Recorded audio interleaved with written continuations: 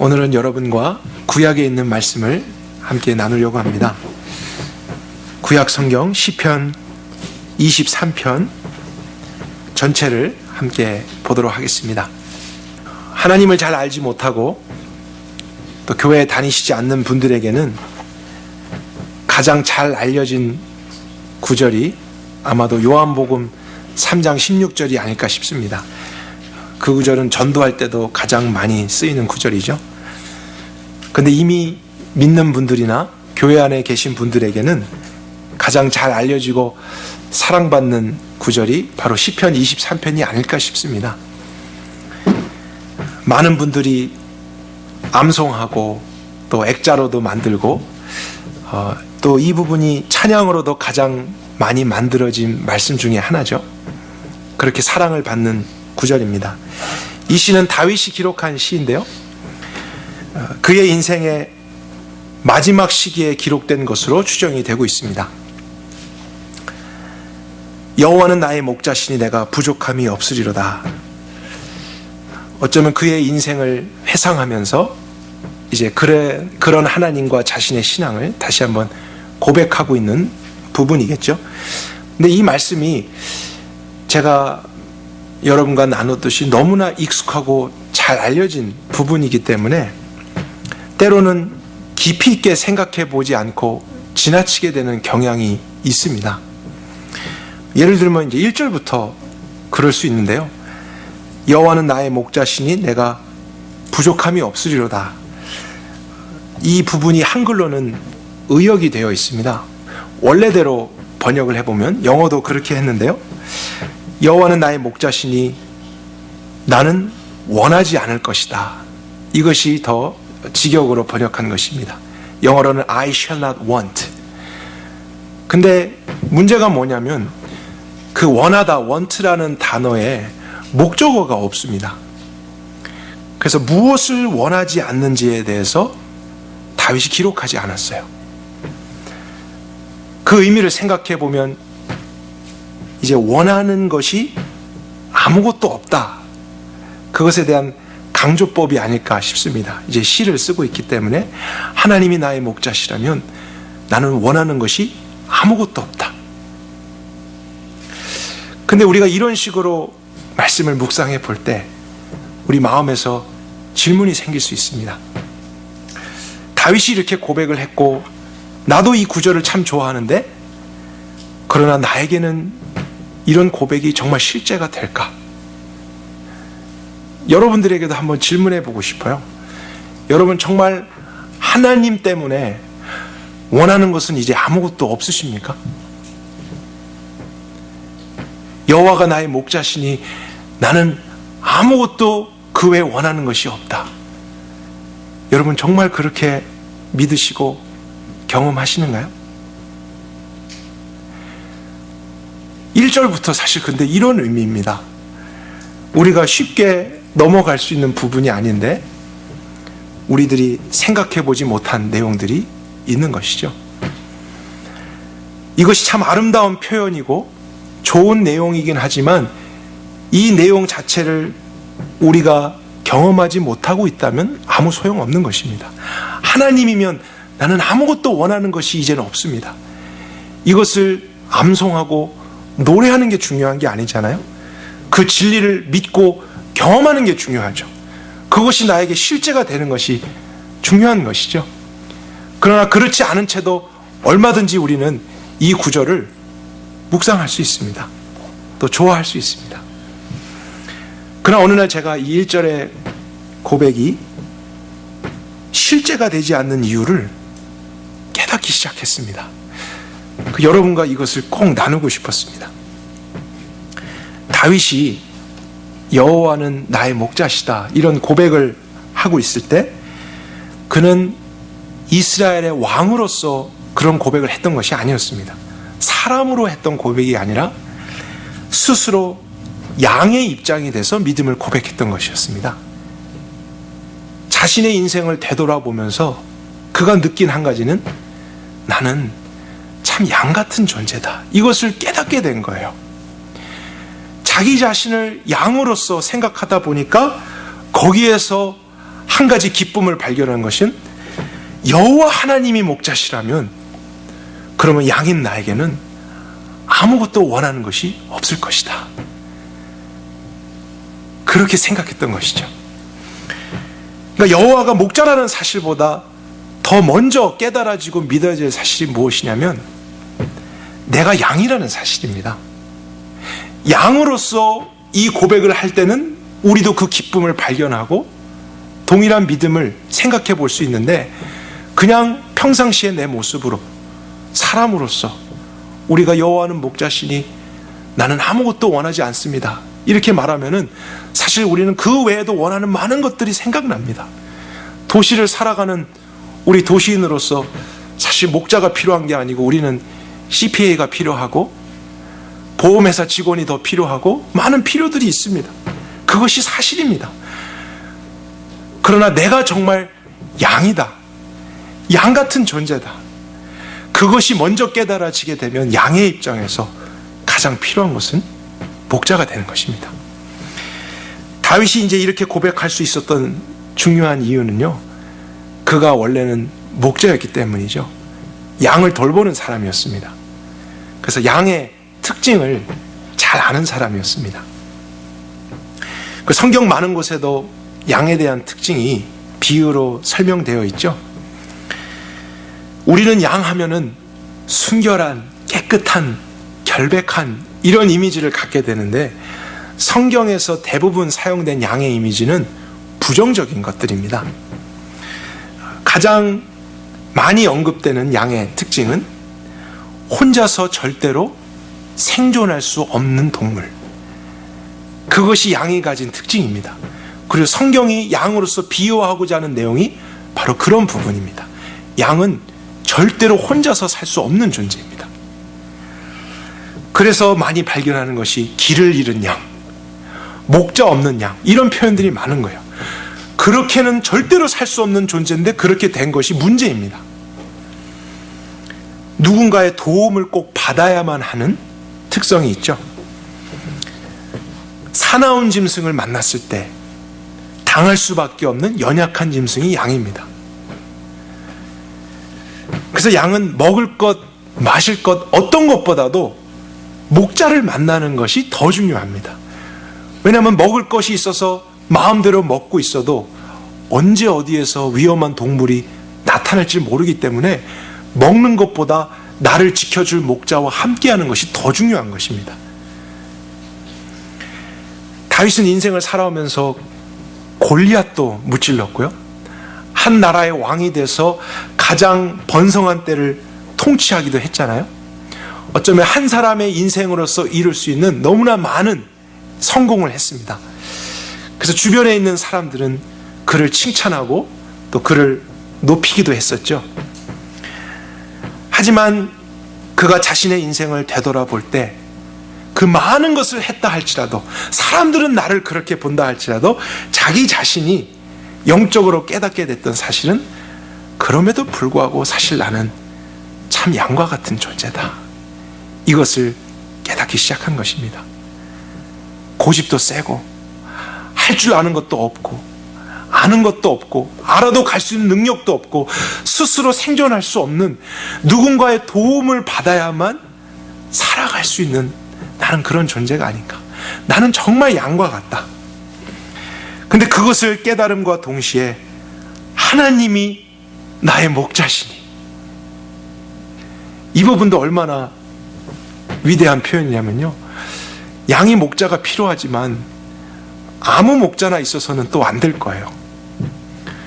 목자 중에서도 나쁜 목자도 있고 악한 목자도 있잖아요. 또 남의 양을 그냥 잠시 돌봐주는 사꾼 목자도 있습니다. 그는 열심히 일하지 않습니다. 시간만 그냥 때우다가 돈만 벌기 위한 그런 사람이죠. 그런데 양의 입장에서 목자가 너무 필요한데 아무 목자가 아니고 영원하시고 온전하시고 전능하신 여호와가 나의 목자시니 내게 부족함이 없으리로다. 양의 노래입니다. 양의 입장에서 섰을 때 이거보다 기쁜 건 없는 거예요. 이거보다 안심이 되는 것은 없는 것입니다. 저는 여러분에게 이 말씀을 묵상하실 때 여호와가 목자라는 사실보다 먼저 여러분 자신이 양이라는 것을 깨닫게 되길 원해요. 그것이 성경이 우리에게 이야기하는 나의 모습입니다. 많이 배우고 무엇을 갖고 성취하고 있으면 남들과 비교했을 때 대단한 인생 같지만 성경은 그렇지 않다고 이야기합니다. 그래봤자 조금 힘이 센 양, 조금 덩치가 큰 양일 뿐입니다. 우리는 반드시 누군가의 도움을 받아서 살아갈 수밖에 없는 연약한 피조물이고 양과 같은 존재입니다. 여러분이 나 자신을 보면서 내 인생을 보면서 이것이 정말 나다라는 것을 믿게 될 때 여러분도 1절을 보면서 그런 나에게 여호와가 목자가 되신다면, 그분이 나의 참 목자가 되신다면 다른 원하는 것이 없겠다. 이것이 기쁜 소식이 될 것입니다. 그럼 우리 양의 입장에서 말씀을 계속 살펴보도록 할까요? 2절을 같이 가보겠습니다. 그 목자가 나를 푸른 풀밭에 누이시며 라고 되어 있죠. 자신이 양이라는 것을 깨닫는 순간 그 양은 이제 목자의 인도를 받게 됩니다. 이전에는 자기의 힘으로 먹을 것을 여기저기 찾아다녔죠. 그러나 그것을 먹으면서도 늘 긴장할 수밖에 없었습니다. 최선의 노력으로 살아야 됐습니다. 그러나 이제는 목자가 있기 때문에 그분을 의존하기만 하면 됩니다. 양이 할 수 있는 최선의 방법은 그 목자를 따라가는 겁니다. 그분께 맡기는 겁니다. 그랬더니 그분은 푸른 초장으로 양들을 인도하죠. 양의 지각으로는 저기에 그런 것이 있는지 전혀 알지 못했습니다. 근데 목자를 따라왔더니 정말 여기에 풍성한 것이 있는 거예요. 그래서 그것을 자유롭게 마음껏 먹을 수 있게 됩니다. 그리고 잔잔한 물가로도 인도한다라고 되어 있는데, 이 잔잔한 물가라는 것이 영어로는 quiet waters 아니면 still waters라고 되어 있습니다.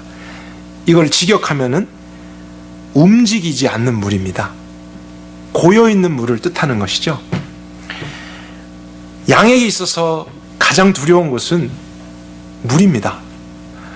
혹시라도 잘못해서 몸에, 털에 물이 묻게 되면 그 물을 강력하게 흡수해서 몸이 갑자기 무거워지기 때문에 자칫하다가는 생명을 잃을 수도 있습니다.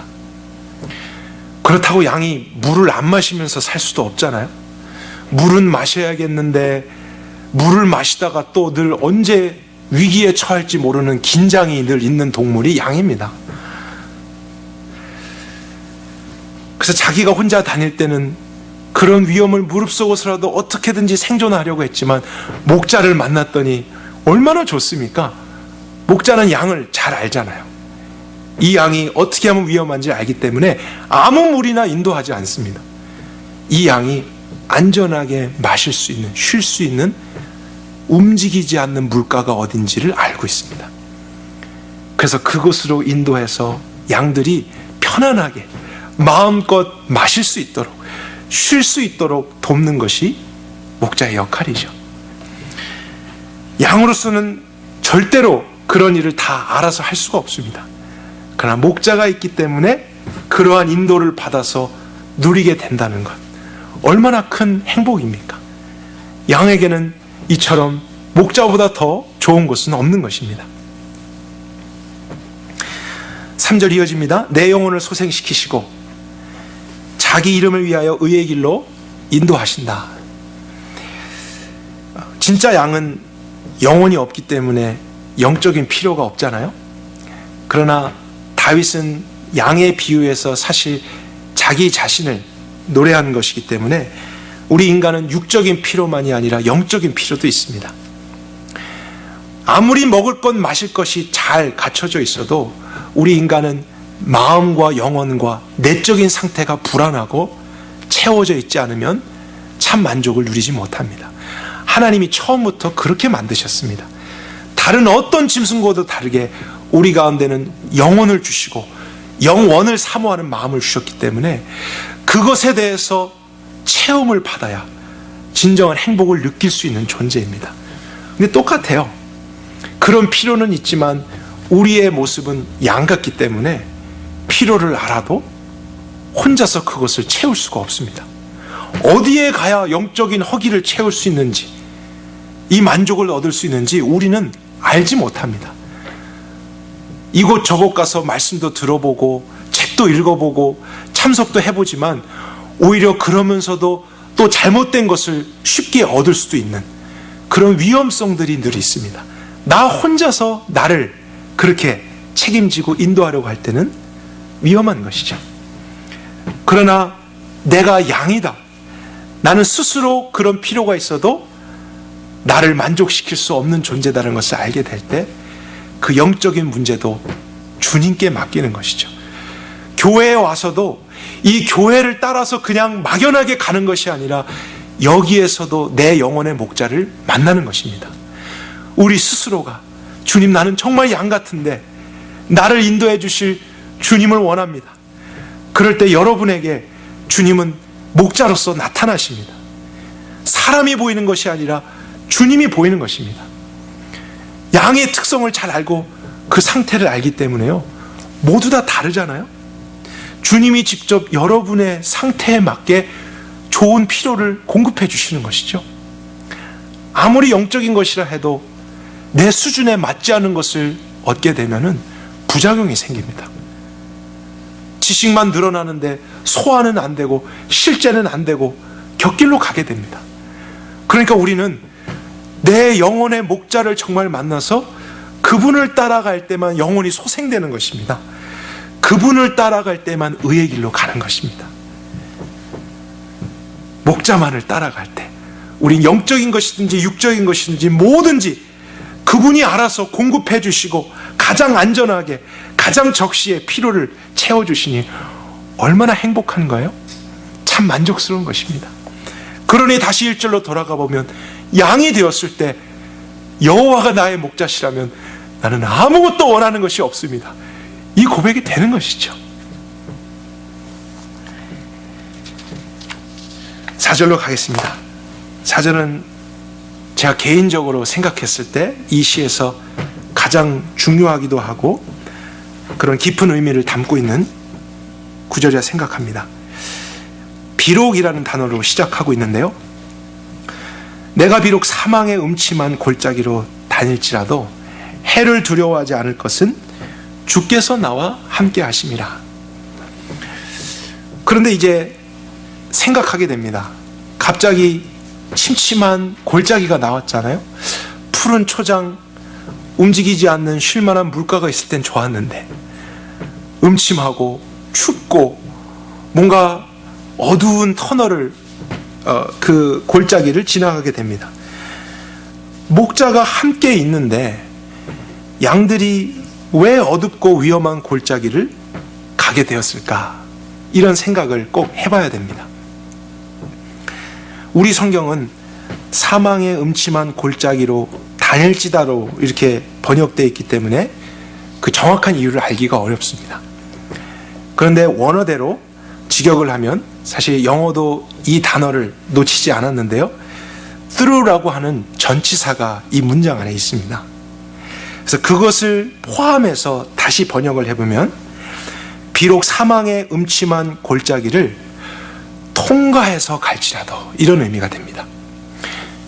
여러분, 골짜기를 다닐지라도 하고 골짜기를 통과해서 갈지라도는 굉장한 차이가 있습니다. 다닌다는 것은 마치 거기에서 길을 잃어버린 것이 될 수도 있고 거기에 머무르는 것이 될 수도 있죠.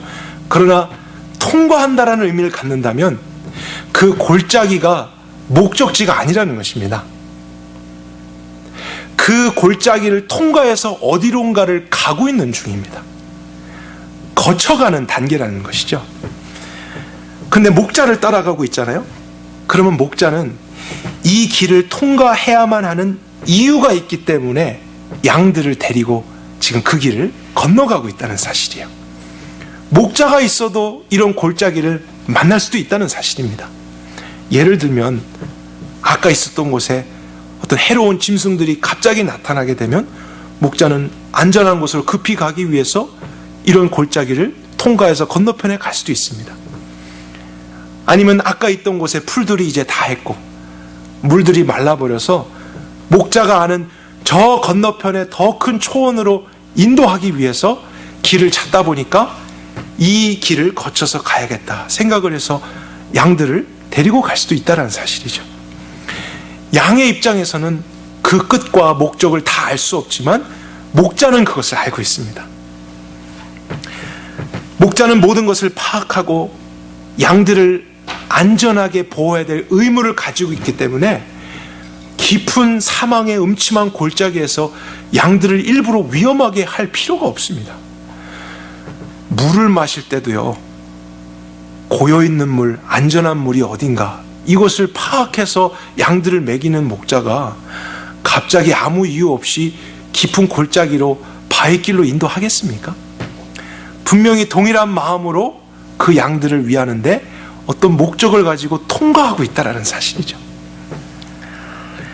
우리가 양이고 하나님이 목자라는 그 사실을 믿게 될 때 우리 삶은 이제 나타나는 모든 문제와 현상 가운데서 확신을 가질 수 있게 되는 것입니다. 푸른 초장을 만나든지 물을 만나든지 깊은 골짜기와 추위를 만나든지 혼자 있을 때는 두렵고 이유를 알 수 없습니다. 그러나 내가 양이기 때문에 목자가 필요한데 여호와가 나의 목자시라면 푸른 초장에서만 안심하는 게 아니라 깊은 골짜기를 통과할지라도 안심할 수 있는 것입니다. 분명히 이 목자가 나를 어디론가 인도하고 있는 것이구나. 통과하는 길이구나. 이 길 외에 다른 길이 또 있었다면 목자는 그 길로 인도했겠죠. 양을 어떻게든 보호하는 것이 목자의 책임이니까요. 그러나 이 길로 꼭 가야만 한다면 그 길을 따라서 양들을 또 인도해 가는 것이 목자입니다. 그래서 목자를 신뢰하는 것, 그것이 양으로서는 최선의 길입니다. 의심하지 않는 것. 여기서 이제 조금 머리가 좋은 양들은 주변을 보다가 뭔가 힘든 거죠. 아까와 좀 다른 환경 때문에 목자를 따라가지 않고 곁눈질을 하기 시작합니다. 그리고 다른 생각을 하면서 아까 거기가 더 좋았던 것 같은데 하면서 혼자 무리를 이탈해서 뒤로 돌아가게 되면 그 양이 성경에 나온 어떤 양이 되는 거예요? 길 잃은 양이 되는 거예요. 여러분 절대로 길 잃은 양이 되지 마시길 바라요. 골짜기를 만났습니까? 통과하는 길입니다. 여러분의 목자가 절대로 여러분의 고통과 아픔을 기뻐하시는 분 아니에요. 그것이 지속되기를 원하는 분 아닙니다. 그 외에 다른 길이 있다면 그 길로도 인도하셨겠지만 이 길밖에 없었더라면 그 길을 지금 통과해서 양들을 데리고 가고 계신 중입니다. 그 목자를 신뢰하시길 바랍니다. 그 목자만을 계속 따라가시길 바랍니다. 여러분이 양이라는 것을 믿는다면 목자보다 나는 더 오를 수 없다, 이것을 꼭 믿게 됩니다. 목자보다 나는 더 많은 것을 알지 못한다, 현재는 모르지만 앞으로 장차 알게 되리라, 그 소망을 가진 채 목자만을 따라가게 되는 양들이 다 될 수 있기를 바랍니다. 그 골짜기를 통과할 때 4절에 이런 표현이 있죠. 주의 지팡이와 막대기가 나를 안위하시나이다. 이 안위라고 하는 단어 영어로는 comfort라고 번역했습니다. 위로라는 뜻입니다. 저는 참 좋은 번역이라고 생각합니다. 그러니까 목자는 양들이 혹시라도 그 좁은 또 어두운 음침한 골짜기를 통과해 갈 때 이탈할까봐 적당하게 지팡이와 막대기로 톡톡 이렇게 쳐줄 때가 있습니다. 그래서 딴 생각하지 못하고 새지 못하도록, 그리고 뒤처지지 않게 인도하는 것이죠. 근데 다윗은 이것을 위로의 지팡이와 막대기라고 표현했습니다. 하나님이 우리 인생을 인도해 가실 때, 골짜기를 통과할 때 우리를 잘 아신다는 것이죠. 우리가 때로는 이 환경 때문에, 갑작스러운 변화 때문에 외로워하고 두려워하고 추위를 느낄 때 그런 충동을 느낄 수 있습니다. 다른 길로 가고 싶은 마음을 가질 수도 있습니다. 그때마다 주님이 주시는 지팡이와 막대기는 위로입니다. 사람을 통해서든지 상황과 환경을 통해서든지 골짜기의 길도 주님의 위로가 있어서 끝까지 갈 수 있도록 하시는 것입니다. 저는 우리에게 오늘날 이런 주님의 위로와 위로의 지팡이와 막대기가 있다는 것을 믿습니다. 지난 한 해를 돌아봐도 여러분 정말 그런 것들이 있었습니다. 지난 한 해가 어떤 분들에게는 사망의 깊은 골짜기를 통과하는 것 같은 시간일지도 모릅니다. 그러나 생각해 보세요. 그런 어두움만 있었던 것은 아닙니다.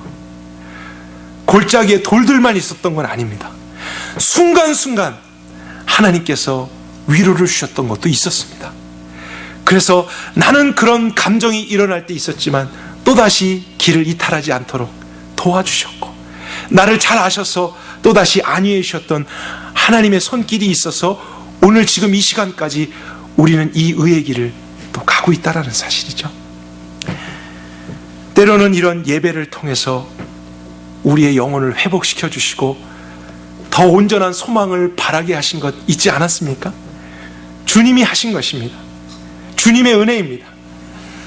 골짜기를 양들만 보내놓고 건너편에서 손짓해서 오라고 하시는 분이 아니라 그 양들과 옆에서 함께 불편해도 걷는 것이죠. 그리고 그 양들을 위로로 인도하고 끝까지 지켜서 결국에는 그분이 목적하신 곳까지 가도록 그렇게 하시는 분이 우리 하나님이신 줄 믿습니다. 여호와 하나님이 나의 목자시니 나는 원하는 것이 아무것도 없습니다.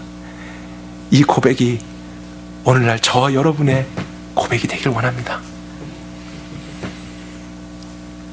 5절입니다. 주께서 내 원수의 목전에서 내게 상을 베푸시고 기름을 내 머리에 부으셨으니 내 잔이 넘치나이다.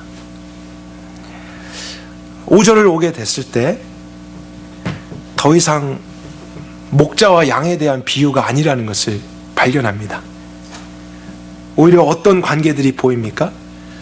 한 주인이 보이고 원수들이 보이고 원수들에게 쫓기고 있는 어떤 한 사람을 보게 됩니다. 어떤 사람이 이유는 알 수 없지만 원수들에게 둘러싸여서 쫓기고 있다가 어떤 집으로 급히 들어가게 됐습니다. 원수들은 이제 막다른 집안에 있으니 우리가 잡을 수 있겠다 이런 생각을 했던 것 같아요. 근데 그 집에 있었던 주인이 그 상황을 알게 되고서는 오히려 쫓김을 받는 그 사람을 불쌍히 여겨주었습니다. 그에게 긍휼을 베풀어 주기 시작했습니다.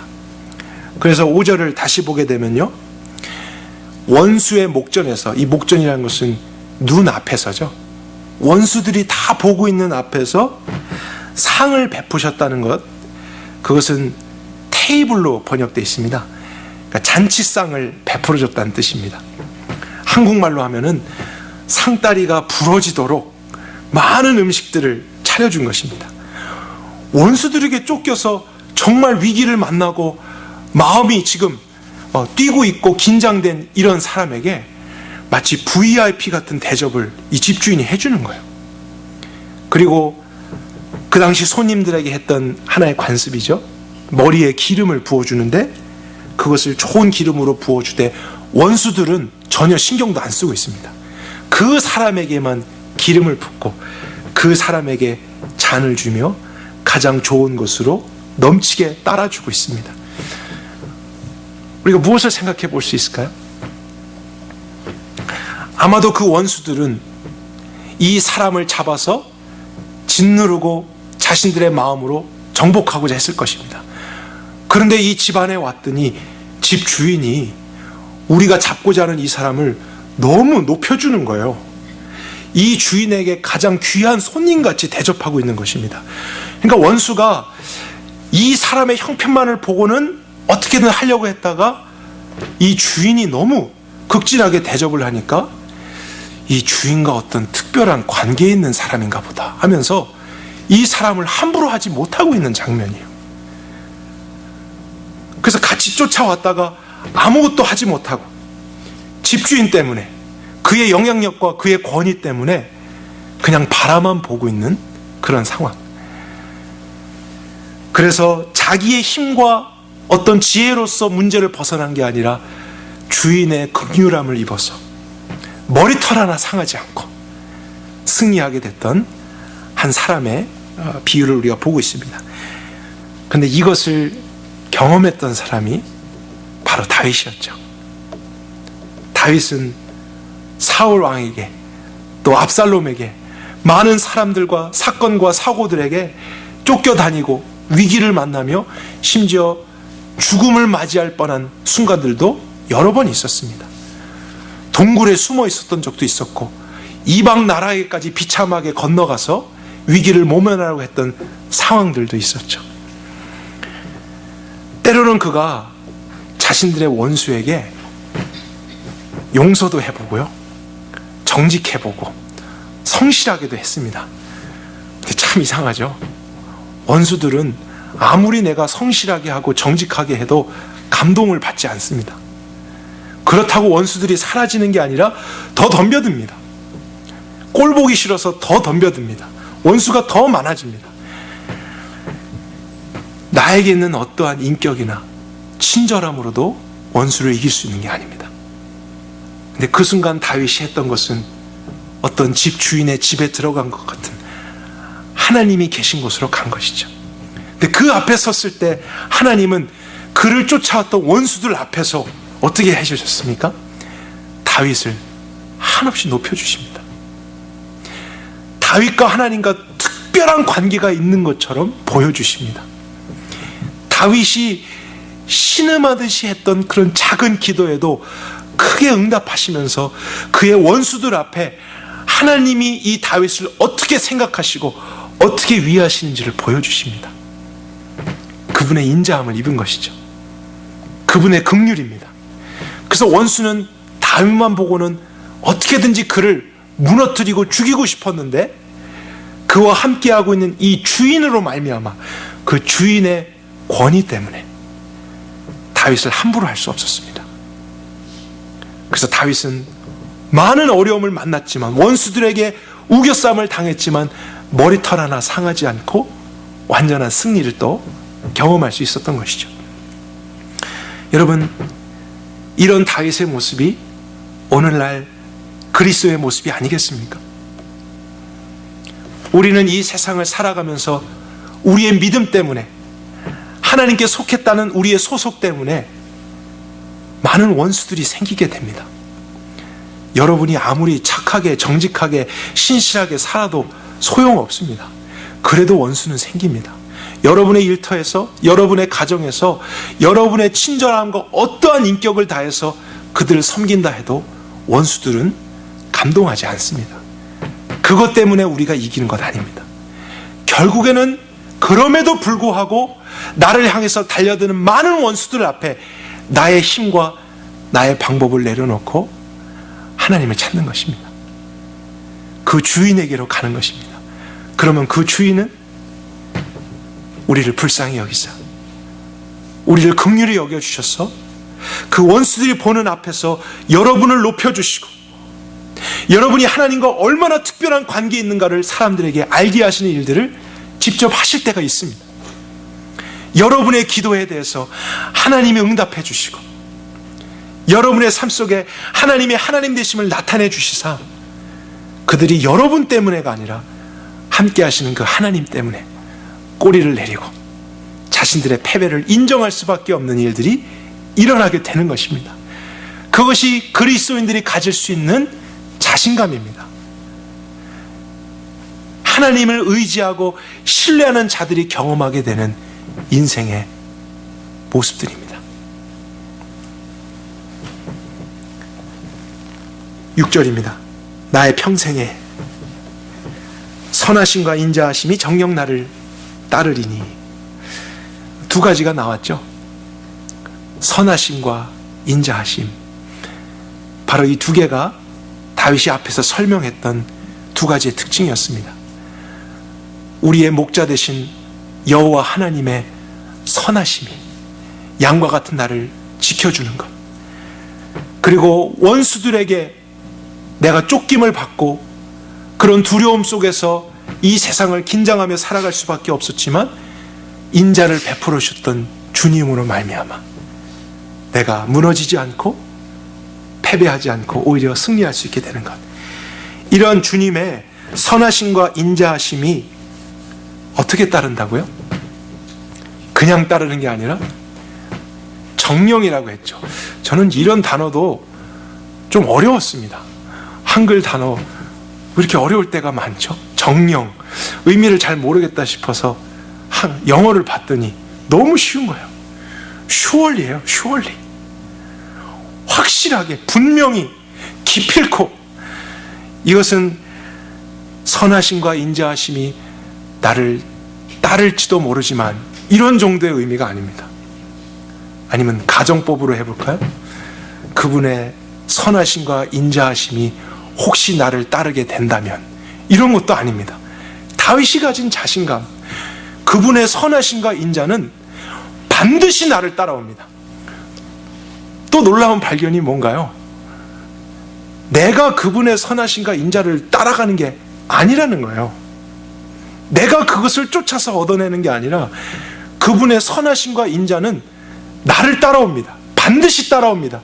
어떤 상황, 어떤 문제가 있어도 그것은 부인할 수 없는 진리입니다. 다윗은 한 번도 그것을 쫓은 적이 없는데 어떻게 그것이 따라오게 됐을까요?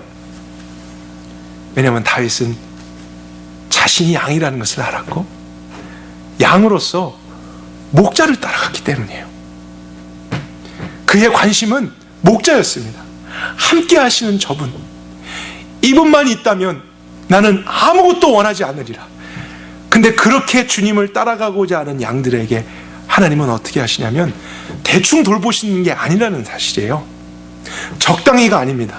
그분이 가진 모든 선함과 모든 의로움과 모든 지혜와 모든 긍휼과 모든 인자하심으로 반드시 그 양을 지킵니다. 반드시 그 양을 보호합니다. 필요를 채워줍니다. 모든 상황에서 그가 절망하고 쓰러지고 패배하지 못하도록 목자를 따라오는 양에게는 그분의 성품이, 그분의 인격이, 그분의 가진 모든 은사가 그 사람을 따라오게 되어 있습니다. 평생을 그렇게 산다는 거예요. 여러분 정말 행복하지 않으세요? 내 인생을 하나의 길로 봤을 때 그 평생 동안 가는 길을 양으로서 목자를 따라갔더니 그분의 선하심과 인자가 나를 계속 지켜오고 따라왔던 것입니다. 이거보다 놀라운 것은 없습니다. 이거보다 안전한 것은 없습니다.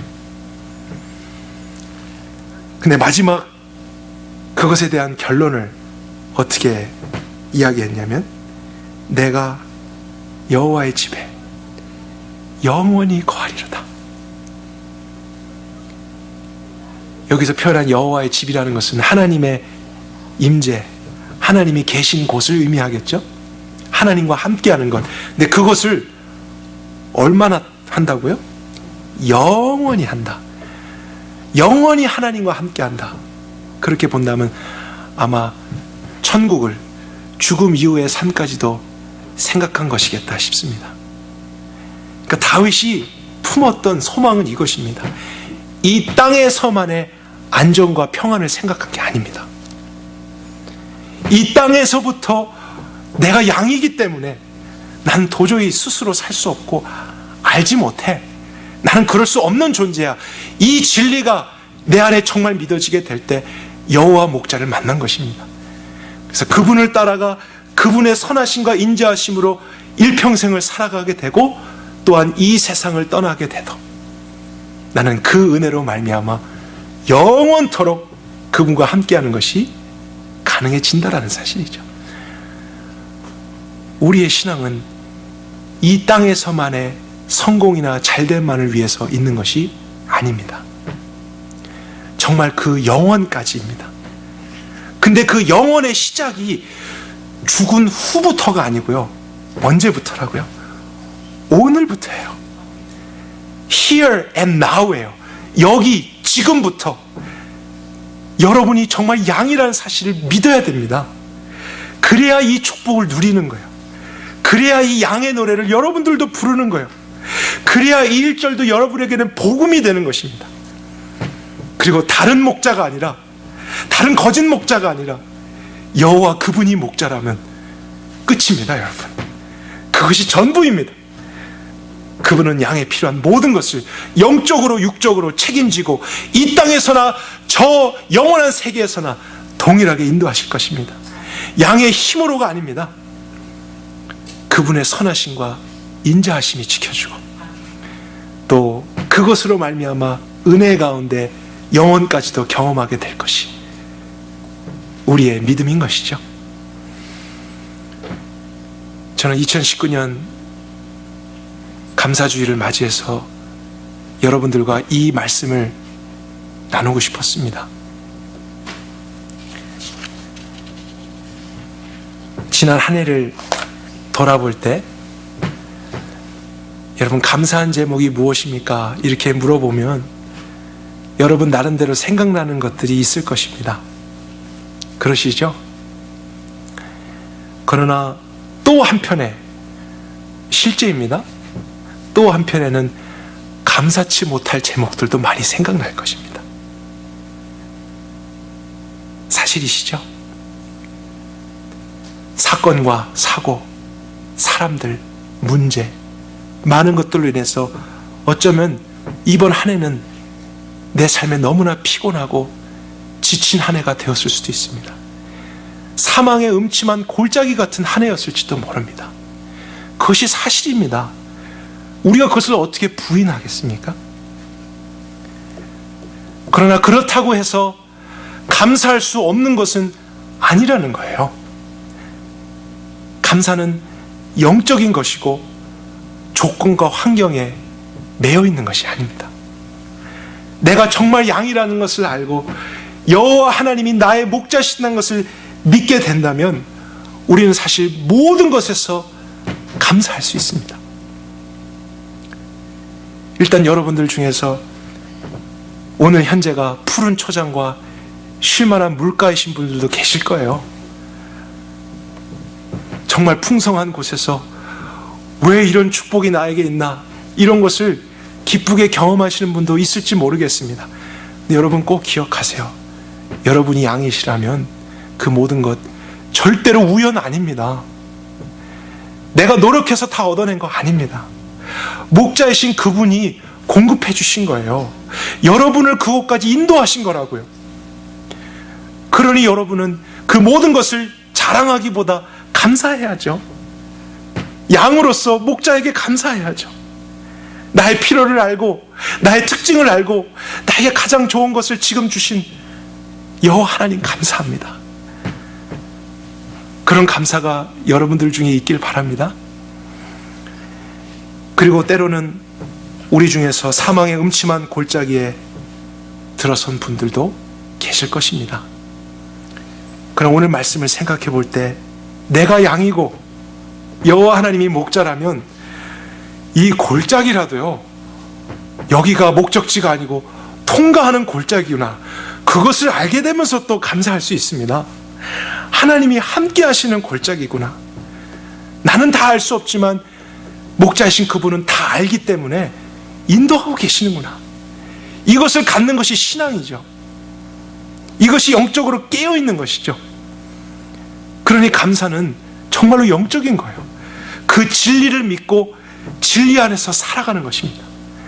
때로는 내가 원치 않은 환경과 상황이라 할지라도 우리를 선하게 인도하시는 주님이 우리가 고통받고 눈물을 흘리고 늘 좌절하고 싸늘한 곳에서 추위를 느끼는 것을 좋아하시겠습니까? 절대로 그런 분 아니십니다. 그런데 만약 다른 길이 있었다면 그 선하신 목자는 그 길로 양을 인도했을 것입니다.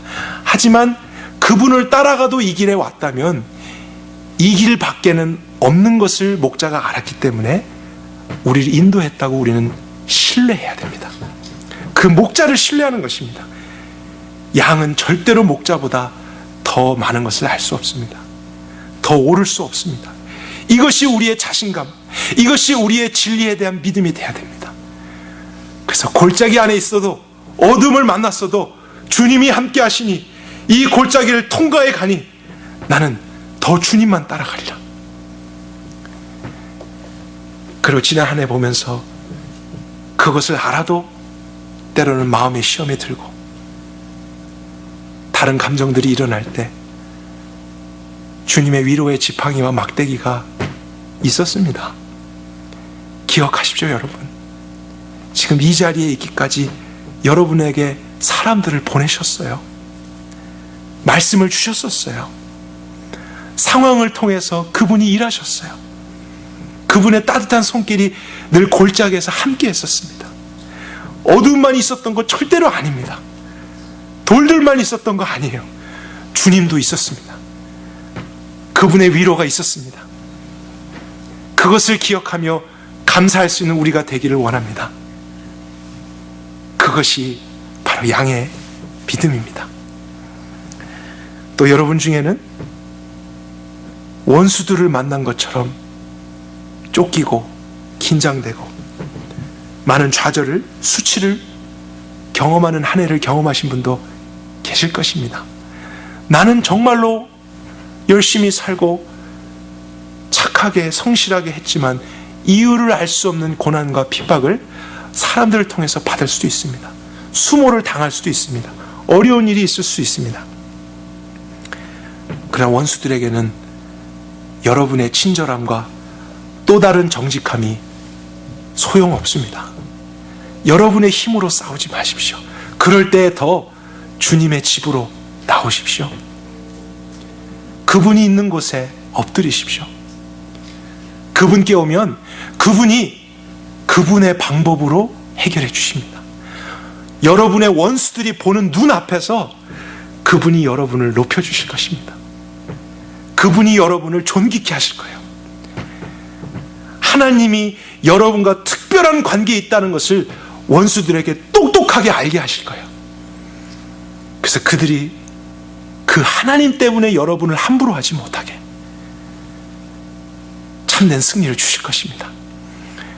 그러한 기대와 소망을 가지고 살아가는 우리, 원수를 만난다 할지라도 감사하며 주님을 찬양할 수 있는 것입니다.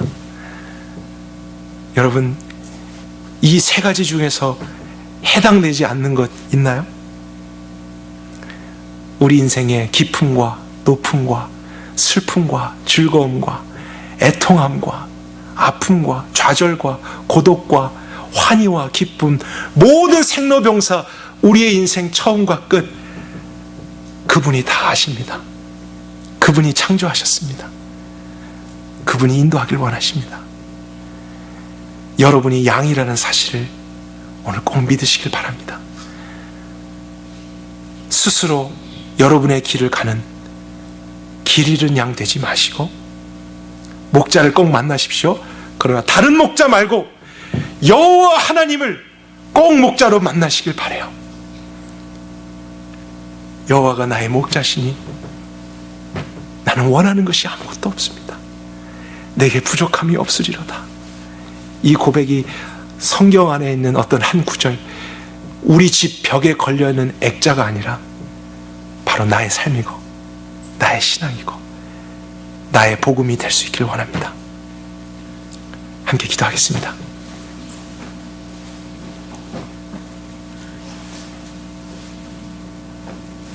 하나님, 오늘 이 감사 주일에 이 세상을 살아가게 되는 양들이 있습니다. 이 자리에 모인 이 양들을 주님 축복해 주옵소서. 먼저는 우리 자신이 양이라는 사실을 믿는 축복을 허락해 주십시오. 스스로는 아무것도 할 수 없고 존재할 수 없는 연약한 자라는 것을 잊지 않게 해주십시오. 더 이상 나의 열심과 나의 노력과 힘으로, 지혜로 살아가려다가 또 다른 좌절과 문제를 만나며 나 자신만이 아니라 옆 사람도 힘들게 하는 그런 어두운 삶이 아니라 이젠 양이기 때문에 나도 목자가 필요하고 너도 목자가 필요하고 우리 모두가 목자가 필요하다. 그러나 그 목자는 아무나 돼서는 안 되고 만군의 여호와 하나님이 되셔야 한다. 전능하신 분, 전지하신 분, 모든 만물을 없는 것에서 있는 것으로 만드신 분, 모든 것의 시작과 끝을 아시는 분, 그 모든 것을 동일한 지혜로 오늘도 다스리시고 섭리하시는 분, 그분의 완전한 사랑과 선하심과 인자하심을 우리가 받으며 한 번뿐인 인생을 통과할 수 있기를 원합니다. 이 세상뿐만 아니라 영원한 날까지 하나님과 함께하는 인생 되고 싶습니다. 주님, 이 자리에 지치고 피곤한 영혼들이 있다면 주님이 소생시켜 주십시오. 그들을 위로해 주십시오. 그들이 다른 생각하고 있습니까? 격기를 살펴보았습니까? 주님의 지팡이와 막대기로 안위해 주십시오. 그들을 또 먹여주시고 마시워 주시고 품어 주십시오. 그래서 목자와 함께 끝까지 인내하며 이 길을 걸어갈 수 있게 축복해 주옵소서. 우리가 하나님께 감사를 드립니다. 그러나 하나님께 감사만이 아니라 하나님을 감사합니다. 나의 하나님 되어주셔서 감사합니다. 나의 목자 되어주셔서 감사합니다. 나의 주님 되어주셔서 감사합니다.